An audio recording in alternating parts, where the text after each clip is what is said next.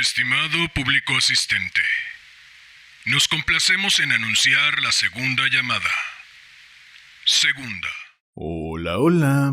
Muy buenos días, tardes, noches, madrugadas, quien quiera que sea que se encuentre al otro lado escuchando.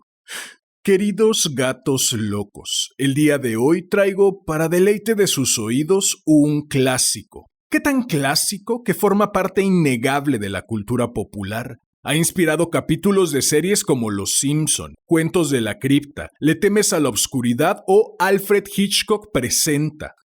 Sí, ya sé. Si conoces al menos 2 de estas 4 referencias, deberías revisar tus niveles de calcio inmediatamente. Entre otras mucho más recientes. Ha servido de inspiración para cortometrajes, películas, videojuegos. Parte de su brevísima trama sirvió como pilar argumental de la famosísima novela Pet Sematary, Cementerio de Animales, del maestro del terror Stephen King.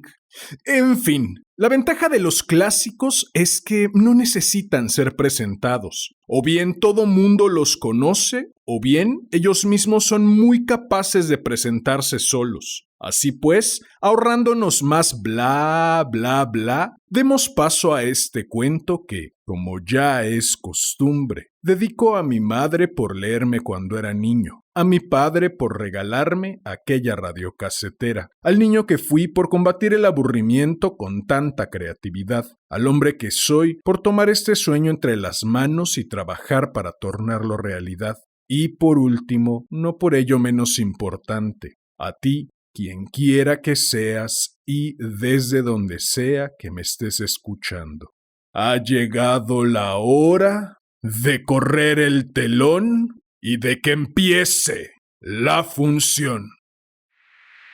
Estimado público asistente, Damián Sastre presenta La Pata de Mono de William Weimar Jacobs. Esta es tercera llamada. Tercera. Comenzamos.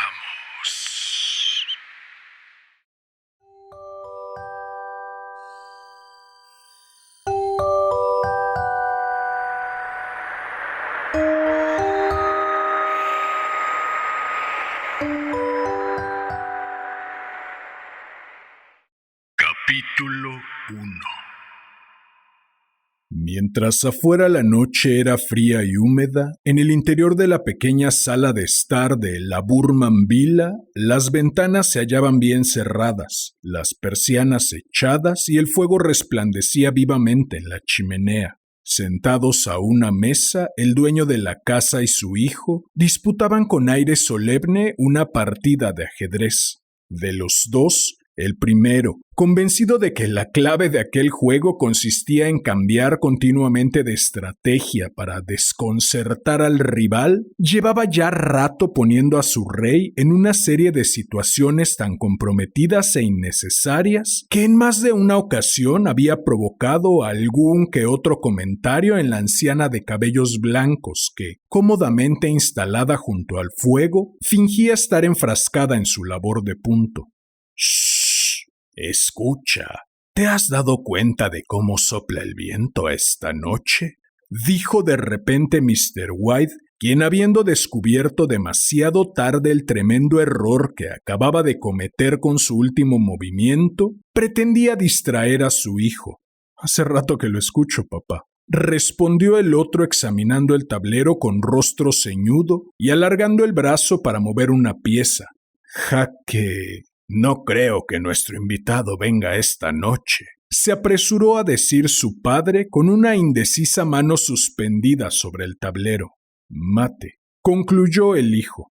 «Eso es lo peor de vivir tan lejos de la ciudad», exclamó entonces Mr. White, perdiendo súbita e inesperadamente los estribos. «De todos los lugares que hay en este mundo para vivir apartado de los demás, este es el peor de todos. Cuando la carretera no está inundada, se encuentra hecha un barrizal. No sé en qué demonios estarán pensando las autoridades para no ponerle remedio de una vez por todas a esta situación. Supongo que lo que ocurre es que, como en esta zona no vivimos más que unas pocas familias, a nadie le importamos un comino.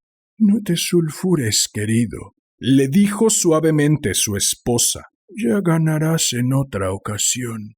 Mr. White levantó la vista bruscamente, justo a tiempo de sorprender una mirada de complicidad que en aquel momento cruzaban madre e hijo. Sus palabras de protesta no llegaron a salir de sus labios, pero al menos logró ocultar una delatora sonrisa entre la enmarañada espesura de su barba. Ahí lo tenemos, le dijo Herbert White a su padre cuando la verja del jardín, impulsada por el viento, se cerró de un portazo y unos pesados pasos se acercaron a la casa. El anciano se levantó y se dirigió hacia la puerta para recibir al recién llegado. Unos segundos más tarde, tras pronunciar unas cuantas frases de bienvenida, Mr. White regresó a la sala de estar en compañía de un corpulento caballero de ojos brillantes y rostro rubicundo. «Os presento al brigadier Morris», dijo escuetamente Mr. White a manera de presentación. Tras estrecharle la mano a Mrs. White y a Herbert, el recién llegado tomó asiento en la silla que le fue ofrecida junto a la chimenea y observó complacido la acogedora habitación, mientras su anfitrión sacaba de una alacena una botella de whisky y unos cuantos vasos y ponía sobre el fuego una pequeña tetera de cobre. Hubo de llegarse el tercer vaso de whisky para que, una vez superada la primera timidez, el brigadier, con los ojos cada vez más brillantes, comenzase a hablar con mayor libertad. La familia White, mientras tanto, dispuesta frente a él formando un pequeño semicírculo, contemplaba con creciente interés a aquel visitante llegado de lejanas tierras, conforme éste, sentado muy tieso en su silla, iba relatando todo tipo de historias y anécdotas curiosas acerca de guerras, plagas y gentes extrañas. 21 años lleva de brigadier en esas tierras, dijo al cabo de un rato Mr. White mirando afablemente a su mujer y a su hijo. Cuando se marchó no era más que un chiquillo. Ahora, en cambio, mirad en lo que se ha convertido. Pues el cambio no parece haberle sentado nada mal, dijo cortésmente Mrs. White. Cuánto me gustaría ir a la India, musitó el anciano. Solo para ver cómo es aquello, ya me entendéis. Si yo fuera usted, preferiría quedarme donde está, repuso el brigadier soltando un suspiro y dejando su vaso vacío sobre la mesa. Pero a mí me gustaría tanto poder ver con mis propios ojos todos esos templos antiguos y también a los faquires y a los encantadores de serpientes, replicó el anciano. Por cierto, Morris, ¿cómo era aquello que comenzó usted a contarme el otro día acerca de una pata de mono o algo parecido? Nada, se apresuró a responder el brigadier, al menos nada que valga la pena oír. ¿Una pata de mono?, preguntó Mrs. White llena de curiosidad. Bueno, en realidad no se trata más que de un pequeño ejemplo de lo que ustedes aquí en Occidente llamarían simplemente magia, respondió el brigadier con cierta brusquedad. Los tres oyentes, visiblemente interesados, se inclinaron hacia adelante para poder oír mejor. Su invitado, mientras tanto, se llevó distraídamente el vaso a los labios sin darse cuenta de que se hallaba vacío. En cuanto descubrió su error, volvió a dejarlo sobre la mesa con un gesto de contrariedad y Mr. White, solícito, se apresuró a llenárselo. A simple vista, explicó el brigadier hurgando en uno de sus bolsillos, no es más que una simple pata de mono momificada. Dicho lo cual, se sacó del bolsillo el objeto en cuestión y lo sostuvo en su palma abierta para que los demás pudieran contemplarlo. Al posar sus ojos sobre él, Mrs. White se echó hacia atrás con una mueca de disgusto, pero su hijo, en cambio, lo cogió y comenzó a examinarlo con atención. ¿Y qué es lo que tiene de especial?, Preguntó Mr. White tras tomar la pata de manos de su hijo, observarla durante unos segundos y dejarla a continuación sobre la mesa. Hubo una vez en la India un viejo faquir que le lanzó un conjuro a esta pata, explicó el brigadier. Se trataba de un santo muy respetado en aquellas tierras que pretendía demostrar, por un lado, que el destino determina irremediablemente la vida de las personas, y por otro, que aquellos que intentan luchar contra su destino acaban siempre mal parados. El conjuro en cuestión permite que 3 hombres distintos tengan la posibilidad, cada uno de ellos, de pedirle a esa pata hasta 3 deseos. Su forma de hablar resultaba tan cautivante y turbadora que a sus 3 oyentes se les congeló la sonrisa en el rostro. En ese caso, ¿por qué no pide usted 3 deseos?, propuso Herbert White con tono ligeramente burlón. El militar se volvió hacia él y le dirigió una de esas explícitas miradas que un hombre de mediana edad acostumbra dirigir a todo joven presuntuoso. «Porque ya lo he hecho», se limitó a decir, mientras su rostro de piel curtida empalidecía de repente. «Esa historia parece sacada de Las 1001 noches», dijo Mrs. White levantándose para poner la mesa. «Por cierto, ¿por qué no pedís 4 pares de manos para mí? No me vendría nada mal a la hora de hacer las tareas de la casa». Dispuesto a continuar con la broma de su mujer, Mr. White se apresuró a coger la pata de mono de la mesa y abrió la boca para pedir el deseo, pero al ver la expresión alarmada que acababa de aflorar al rostro del brigadier, se echó a reír súbitamente. «Si va usted a pedir algún deseo», dijo entonces con brusquedad el militar, cogiendo del brazo a su anfitrión, «asegúrese primero de que lo que desea sea algo razonable».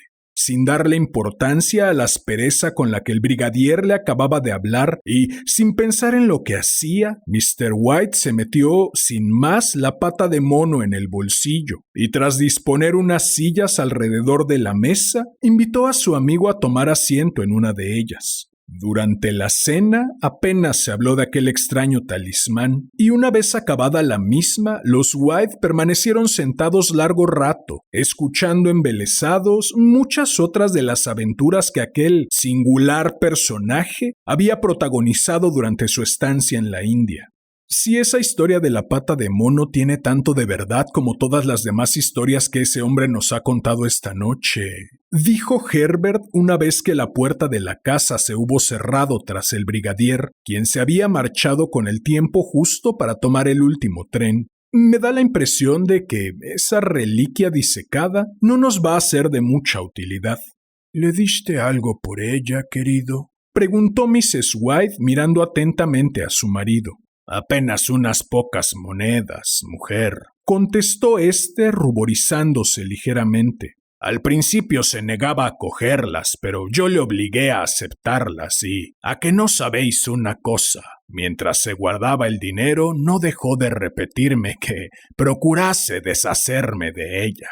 «¿Deshacerte de ella?», intervino Herbert fingiendo escandalizarse. «¿Pero cómo se le ocurre decir algo así justo ahora que gracias a esa pata vamos a ser ricos, famosos y felices para siempre? Yo, para empezar, deseo convertirme en emperador. De esa manera tú, papá, como padre del emperador, podrás poner a mamá en su sitio de una vez y evitar así que ella siga teniéndote completamente dominado».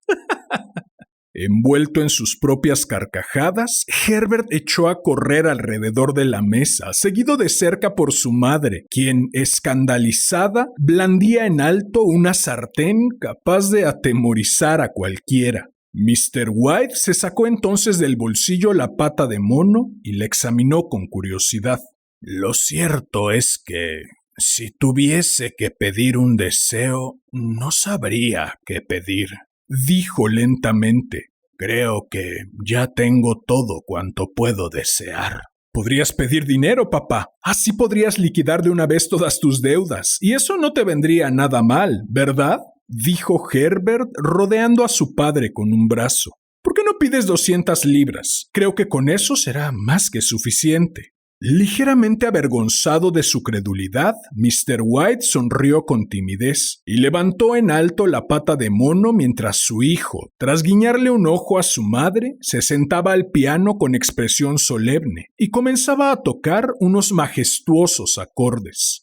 «Deseo 200 libras», dijo en voz alta el anciano. Una soberbia melodía de piano envolvió aquellas palabras. Sin embargo, justo en aquel momento, Mr. White profirió un estremecedor alarido que hizo que su esposa y su hijo se precipitasen a su lado. «¡Se ha movido!», exclamó asustado el anciano, mirando con repugnancia la pata de mono, la cual, tras caer de su mano, yacía ahora sobre el suelo. «Os aseguro que se ha movido. Mientras pedía el deseo se retorció en mi mano como si estuviese viva. Os juro que lo que digo es cierto». «Lo que sí es cierto es que yo no veo el dinero por ninguna parte», repuso su hijo recogiendo del suelo el talismán y dejándolo sobre la mesa. «Y os apuesto cualquier cosa a que nunca lo veré». «Debe haber sido tu imaginación, querido», dijo Mrs. White mirando a su esposo con preocupación. El anciano, todavía sobresaltado, sacudió la cabeza.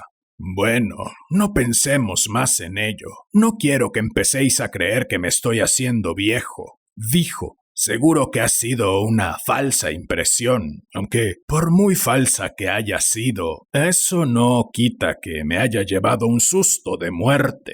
Los tres volvieron a tomar asiento frente al fuego y allí permanecieron un buen rato mientras los dos hombres apuraban sus pipas. Fuera, mientras tanto, el viento, que en aquellos momentos soplaba con mayor fuerza que nunca, comenzó a azotar en algún lugar de la casa una puerta mal cerrada, cuyos súbitos golpes hicieron que Mr. White diese un respingo. Un silencio tan opresivo como inquietante se apoderó entonces de los tres habitantes de la casa hasta que, finalmente, los dos ancianos decidieron retirarse a descansar. «Espero que en cuanto lleguéis a vuestro cuarto os encontréis sobre la cama una gran bolsa llena de dinero», dijo Herbert riendo y agitando una mano en señal de buenas noches. «Y tened mucho cuidado», añadió en tono burlón. «¿Quién sabe si mientras estáis ocupados llenándoos los bolsillos, un horrible monstruo os acecha desde lo alto del armario?»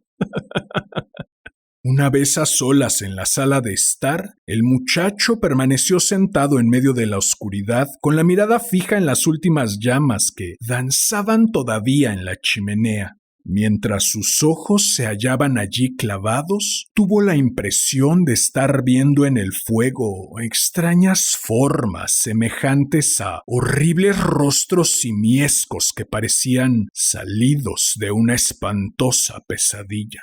En determinado momento, la impresión llegó a ser tan real que, riendo nerviosamente, buscó a tientas sobre la mesa un poco de agua que poder arrojar sobre las llamas. Pero, al hacerlo, tocó sin querer la pata de mono y con un escalofrío retrocedió bruscamente. Luego, sin dejar de limpiarse la mano una y otra vez en los faldones de su batín, se puso en pie y comenzó a subir lentamente las escaleras que conducían a su habitación. Capítulo 2.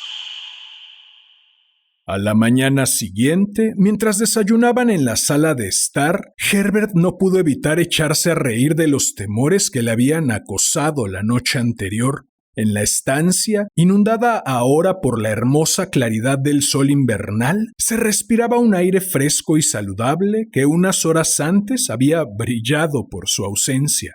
En cuanto a la pata de mono, ésta, momentáneamente olvidada, se encontraba tirada de cualquier manera sobre el aparador. A la rotunda luz del día, su aspecto sucio y arrugado no impulsaba precisamente a creer en las propiedades mágicas que se le atribuían.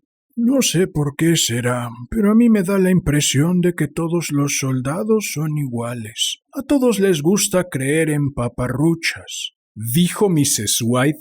«Y pensar que anoche estuvimos a punto de tragarnos semejante sarta de tonterías». ¿Cómo puede uno llegar a creer que los deseos se conceden así como así? Y aunque así fuese, ¿qué daño podrían hacernos 200 libras? ¿Quién sabe? A lo mejor si cayeran del cielo y nos diesen de lleno en la cabeza, dijo Herbert echándose a reír. Morris me dijo que cuando un deseo resulta concedido, todo ocurre de la forma más natural. Intervino Mr. White, de tal manera que uno no puede evitar pensar que se trata de una simple coincidencia. Bueno, si así fuese, prométeme una cosa, papá, que no tocarás las 200 libras hasta que yo vuelva del trabajo, dijo Herbert poniéndose de pie. Mucho me temo que, de no hacerlo así, te convertirás en un avaro y no querrás separarte nunca del dinero, y mamá y yo nos veríamos obligados a quitártelo por la fuerza. Mrs. White se echó a reír hasta que se le saltaron las lágrimas. Luego, poniéndose también en pie, acompañó a Herbert hasta la puerta, se despidió de él y permaneció unos segundos en el umbral, contemplando cómo su hijo se alejaba por el camino. Seguidamente, riéndose todavía de la credulidad de su marido, regresó a la mesa. No obstante, a pesar de todas sus risas y burlas, no pudo evitar salir corriendo cuando el cartero llamó aquella mañana a la puerta, ni hacer un despectivo comentario sobre lo que ella llamó esos dichosos soldados aficionados a la bebida, cuando vio que el correo de aquel día consistía en una factura del sastre en vez de un cheque por valor de 200 libras. Estoy deseando oír lo que dirá Herbert cuando vuelva a casa y vea esa factura, dijo mientras ella y su marido se sentaban a comer. Solo de imaginármelo, ya me estoy riendo. Y yo, convino Mr. White sirviéndose un buen vaso de cerveza. Aunque de todas formas digáis lo que digáis, anoche esa cosa se movió en mi mano. Te juro que lo hizo.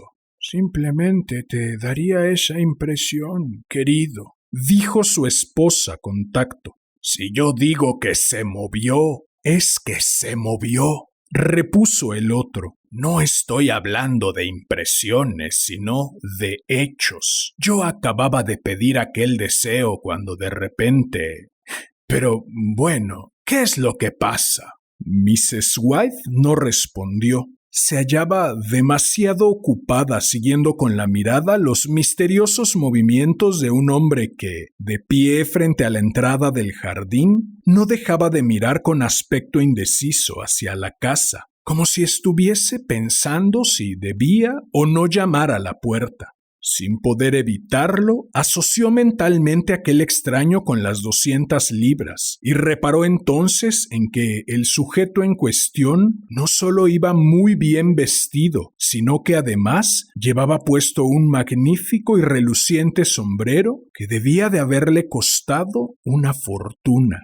Mientras deambulaba frente a la casa, aquel personaje se paró hasta 3 veces ante la verja, como dispuesto a entrar, pero otras tantas veces se echó atrás y continuó paseando. Finalmente, al cuarto intento, asió con fuerza la puerta del jardín, la abrió resueltamente de un empujón y echó a andar con paso firme y decidido por el sendero que conducía a la puerta de la casa. Mrs. White, poniéndose en pie, al ver cómo el hombre se acercaba, se quitó apresuradamente el delantal, lo escondió bajo el cojín de una silla y acudió a recibir al extraño. Tras abrir la puerta de un tirón, Mrs. White hizo pasar al recién llegado hasta la sala de estar. Visiblemente incómodo, la miró de soslayo y la escuchó con expresión preocupada mientras la anciana le pedía disculpas por el desorden que reinaba en la casa y por las ropas tan sucias que llevaba puestas su marido, pues, según explicó, eran las que Mr. White solía ponerse cuando se disponía a trabajar en el jardín. A continuación guardó silencio y con toda la paciencia de la que una mujer es capaz, esperó a que aquel hombre explicase el motivo que le había llevado hasta allí. Verán ustedes, me han pedido que viniera a verles, dijo por fin tras un extraño silencio, bajando la vista y dejándola clavada en algún lugar del suelo. Vengo de parte de la firma Moe y Meggins. La anciana dio un respingo. ¿Hay algún problema?, preguntó sin aliento. ¿Le ha ocurrido algo a Herbert? Conteste por lo que más quiera. ¿Le ha ocurrido algo a mi hijo? Su marido intervino. Tranquilízate, querida. No te alteres. Se apresuró a decir con voz suave. Siéntate aquí y no saques conclusiones precipitadas. Y ahora, caballero, añadió, volviéndose hacia el recién llegado con una mirada cargada de ansiedad. Díganos lo que ha venido a decirnos. Estoy seguro de que no se trata de malas noticias, ¿verdad? Lo siento mucho, caballero, pero... comenzó a decir el hombre. ¿Le ha pasado algo a mi hijo?, preguntó la anciana, sin poder contenerse por más tiempo. El visitante asintió con la cabeza. Así es, señora. Su hijo se encuentra gravemente herido, dijo en voz baja, pero al menos ya no sufre. Gracias a Dios, exclamó la anciana, retorciéndose las manos con fuerza. Gracias a Dios, gracias a...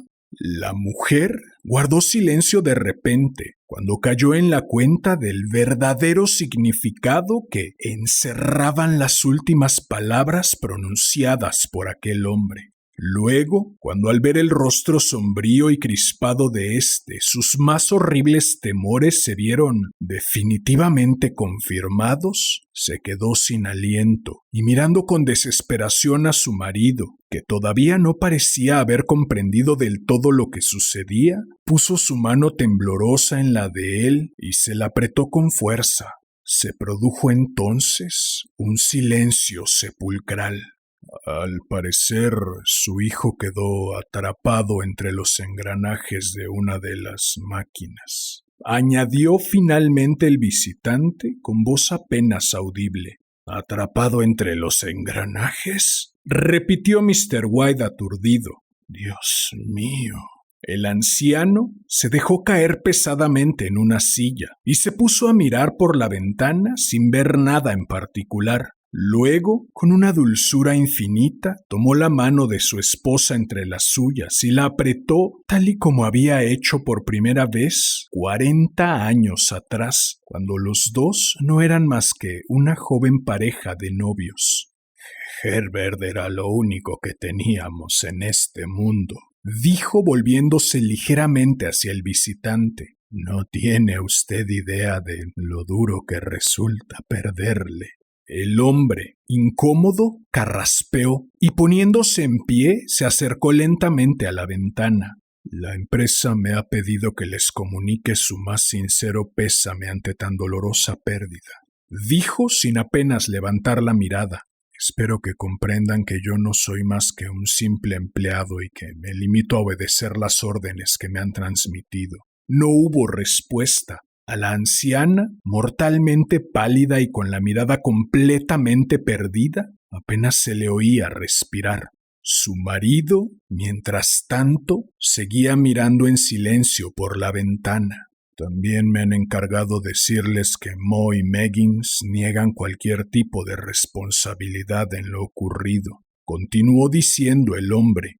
No obstante, en consideración a los servicios prestados por su hijo a lo largo de los últimos años, la empresa desea hacerles entrega de cierta cantidad de dinero a manera de compensación. Al oír aquello, Mr. White soltó la mano de su esposa y poniéndose en pie cuán alto era, miró a aquel hombre con expresión horrorizada. Lentamente sus labios resecos se abrieron para preguntar: ¿A cuánto asciende esa cantidad?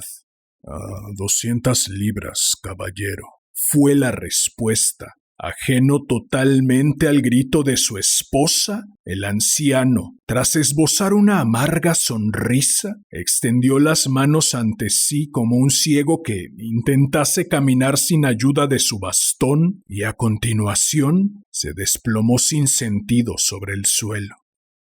Capítulo 3. Al día siguiente, los dos ancianos Enterraron a su difunto hijo en el cementerio nuevo del pueblo y a continuación, una vez concluida la ceremonia, recorrieron a pie las 2 millas que les separaban de su casa. Aquella casa que ahora se había quedado sumida en las sombras y el silencio.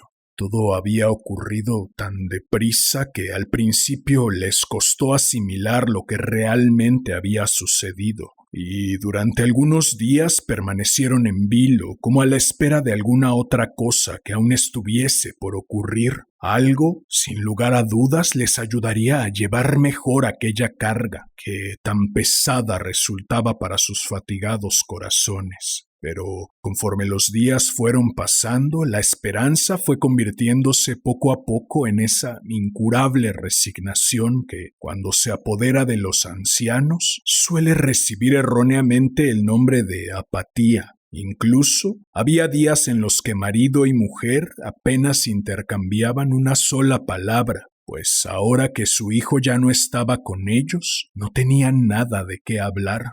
Poco a poco, un profundo hastío comenzó a consumirles por dentro.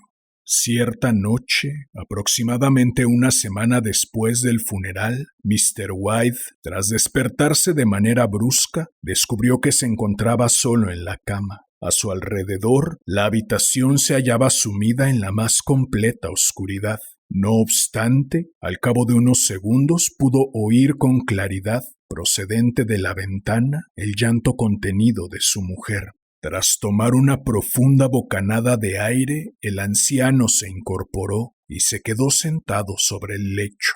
«Vuelve a la cama, querida», dijo con toda la ternura de que fue capaz. «Hace mucho frío».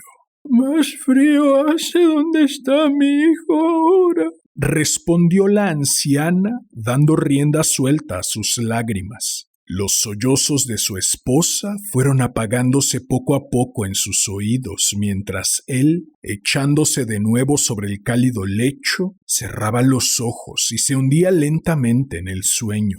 Así permaneció durante un buen rato, hasta que de repente los gritos de su mujer lo despertaron bruscamente. «¡La pata de mono!», gritaba la anciana fuera de sí. «¡Claro que sí, Dios mío! ¡Claro que sí!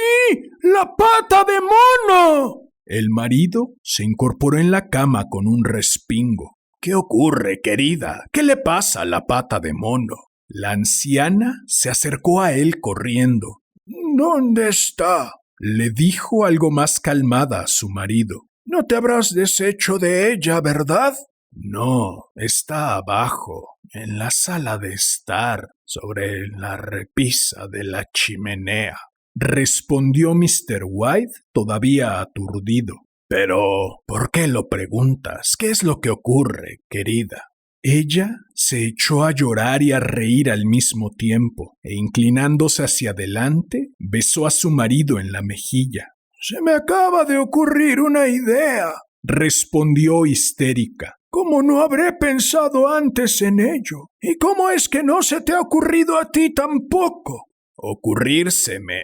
¿El qué?», preguntó él. «Los 2 deseos que aún faltan por pedir», se apresuró a contestar su mujer. «Solo hemos pedido uno». «¿Y qué? ¿Es que acaso no has tenido suficiente?», repuso él con aspereza. «No», exclamó triunfalmente su mujer. «Pediremos otro deseo. Ve por la pata de mono, cógela y pide que nuestro hijo vuelva a la vida». Como impulsado por un resorte, el anciano se sentó en la cama y tras arrojar a un lado las mantas se llevó las manos a la cabeza. «Dios mío, ¿pero qué estás diciendo? ¿Es que te has vuelto loca?», exclamó horrorizado. «Ve ahora mismo por esa pata», dijo la anciana casi sin aliento. «Ve por ella, cógela y pide ese deseo». «Oh, Dios mío, mi niño, mi pequeño». El anciano cogió una cerilla, la prendió y encendió con ella una vela. «Vuelve a la cama», dijo con voz insegura. «No sabes lo que estás diciendo». Si el primer deseo nos fue concedido, ¿por qué no va a suceder lo mismo con el segundo?, replicó su esposa con mirada febril. Nadie nos ha concedido ningún deseo, balbuceó el anciano. Aquello no fue más que una desafortunada coincidencia.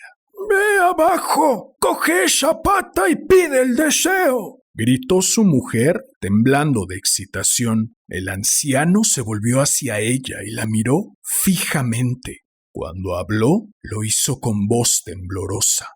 Herbert lleva muerto 10 días, querida. Además, no debería decirte esto, pero cuando sacaron su cuerpo de la máquina en que quedó atrapado, solo fui capaz de reconocerlo gracias a sus ropas. Si en aquel momento verlo hubiera sido una experiencia demasiado terrible para ti, imagínate ahora.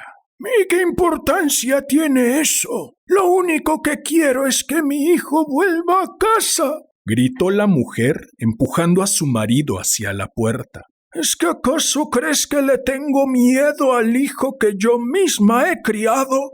Incapaz de seguir oponiendo resistencia por más tiempo, el anciano salió de la habitación, bajó a oscuras las escaleras, entró a tientas en la sala de estar y, una vez allí, llegó junto a la repisa de la chimenea, donde la pata de mono parecía estar esperándole. Nada más cogerla, le asaltó la terrible idea de que quizás aquel deseo demencial acabase realmente trayendo a casa el cuerpo destrozado de su hijo antes de que él tuviese tiempo de escapar. Aquel pensamiento le impactó tanto que durante unos segundos se quedó completamente paralizado de terror y, respirando con dificultad, perdió el sentido de la orientación y se sintió súbitamente desamparado en la oscuridad. Con la frente bañada en sudor y con aquella inmunda pata momificada fuertemente cogida en una mano, se abrió camino a trompicones hasta la mesa y desde allí fue avanzando a tientas a lo largo de la pared hasta que se encontró nuevamente en el pasillo que desembocaba en las escaleras. Cuando por fin llegó a su habitación, incluso el rostro de su esposa le pareció diferente. No solo se hallaba mortalmente pálido debido a la excitación y el insomnio, sino que además parecía dominado por una extraña y enigmática expresión. Con un repentino e inmenso dolor, el anciano se dio cuenta de que tenía miedo de su mujer. «Muy bien, ahora pide ese deseo», le espetó la anciana en voz alta. «Todo esto no tiene ningún sentido, querida», balbuceó él. «Te he dicho que pidas ese deseo», repitió ella. Lentamente, el anciano levantó en alto la pata de mono y dijo: «Quiero que mi hijo vuelva a la vida». El talismán cayó entonces al suelo con un suave golpe. El anciano, incapaz de articular una sola palabra más, clavó en él una mirada cargada de terror y a continuación, temblando de pies a cabeza, se desplomó pesadamente en una silla. Su esposa, mientras tanto, se acercó a la ventana con la mirada encendida y levantó la persiana de un enérgico tirón. Dirigiendo alguna que otra ocasional mirada a aquella arrebatada figura que esperaba ansiosa junto a la ventana, Mr. White permaneció sentado hasta que su cuerpo comenzó a entumecerse de frío. La vela, reducida a una pequeña lengua de fuego que asomaba tímidamente por el borde del candelabro, comenzó a proyectar temblorosas sombras sobre las paredes y el techo de la estancia, hasta que, finalmente, con un último estremecimiento, más pronunciado que los anteriores, se extinguió.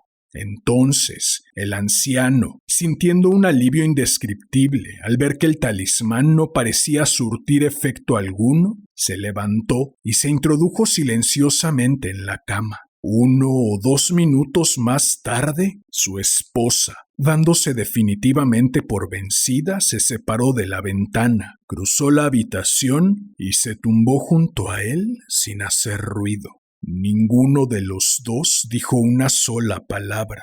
En vez de eso, se limitaron a permanecer tumbados en silencio, escuchando atentamente el tic-tac del reloj, el crujir de las escaleras y el ocasional correteo de algún que otro ratón en algún oculto rincón de la casa.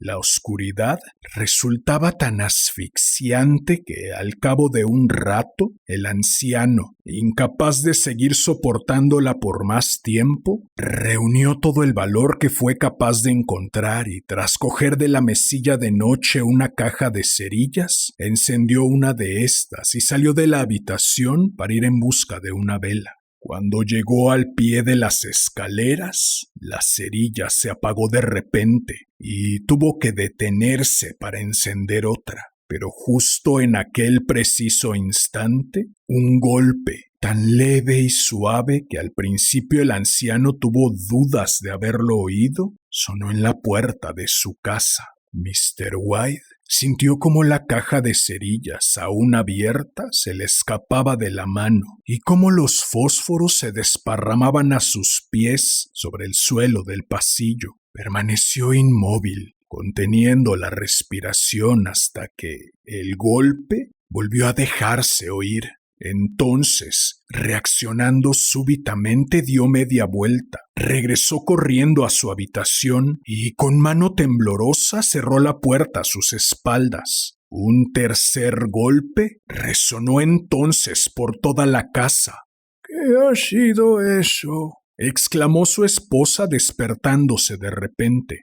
Una rata, querida, respondió el anciano con voz temblorosa. Me pasó por entre las piernas mientras bajaba las escaleras. Su esposa se sentó en la cama, escuchando atentamente. Un nuevo golpe, esta vez más poderoso que los anteriores, retumbó por todas partes. ¡Es Herbert!, gritó. ¡Oh, Dios mío! ¡Es Herbert!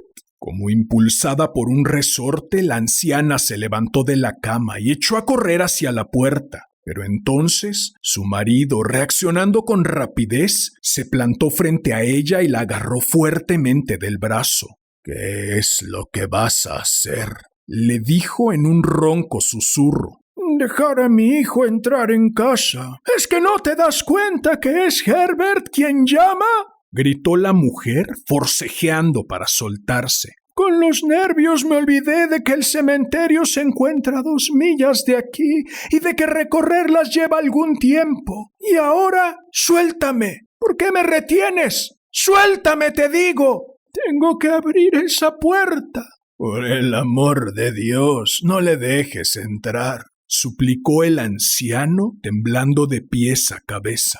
¿Qué te ocurre? ¿Es que acaso tienes miedo de tu propio hijo?, replicó su esposa sin dejar de forcejear. Suéltame de una vez. Ya voy, Herbert. Ya voy, hijo mío. Marido y mujer forcejearon todavía durante unos instantes, mientras los golpes, cada vez más insistentes, seguían resonando sobre la puerta de la casa. Finalmente, la anciana, liberándose de un tirón, dio media vuelta y salió corriendo de la estancia. Su marido, echado a correr tras ella, la siguió hasta el rellano de las escaleras, pero una vez allí, incapaz de alcanzarla, se detuvo y la llamó a gritos mientras ella bajaba apresuradamente al piso inferior. Poco después se oyó el ruido de la cadena de la puerta al ser quitada y el de uno de los cerrojos al ser descorrido. Y justo a continuación, la voz forzada y jadeante de la anciana que gritaba: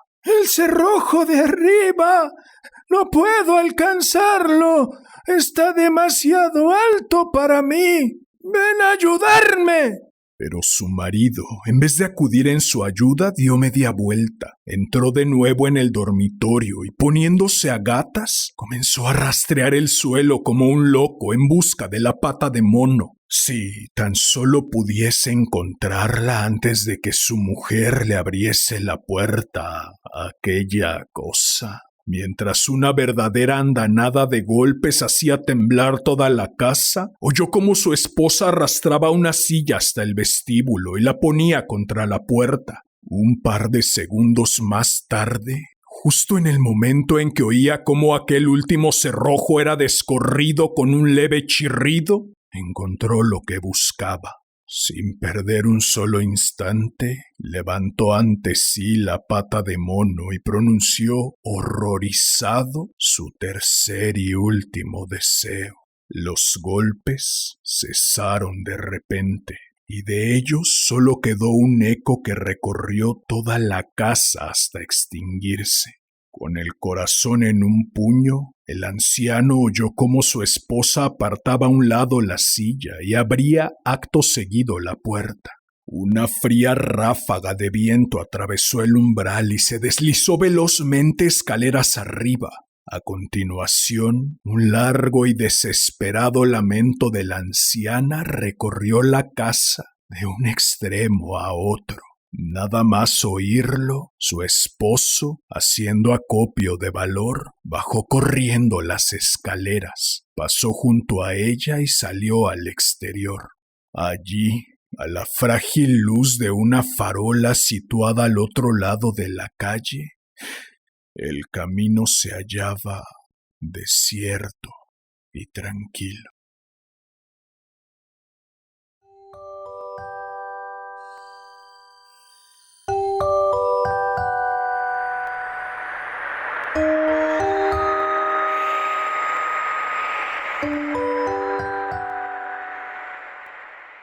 Bien, pues eso fue La pata de mono de William Waymark Jacobs. Espero lo hayas disfrutado. Si fue así, agradecería enormemente que me ayudaras suscribiéndote, dejando un comentario, dando manita arriba, compartiendo, difundiendo.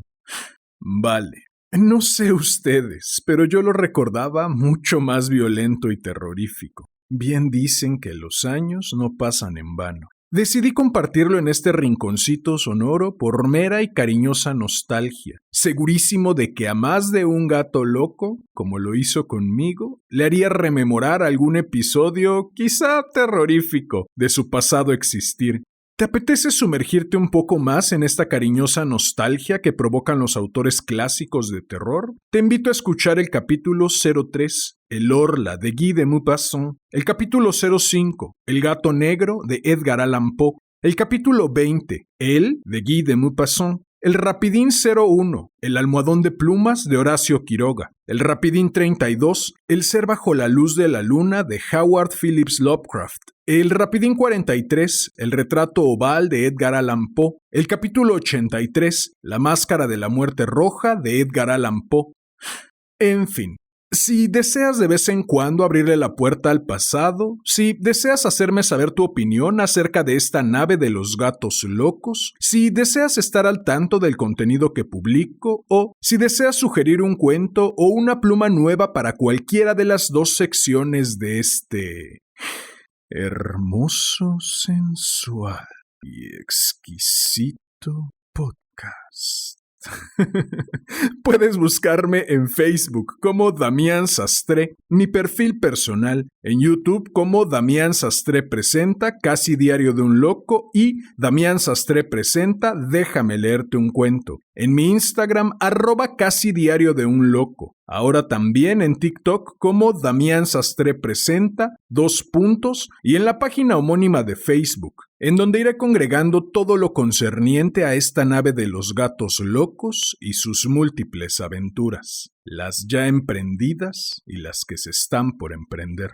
Si llegaste hasta aquí, como ya es costumbre, agradezco inconmensurablemente tu valiosísimo tiempo. Recibe un enorme abrazo. Ten una excelente vida y hasta la próxima.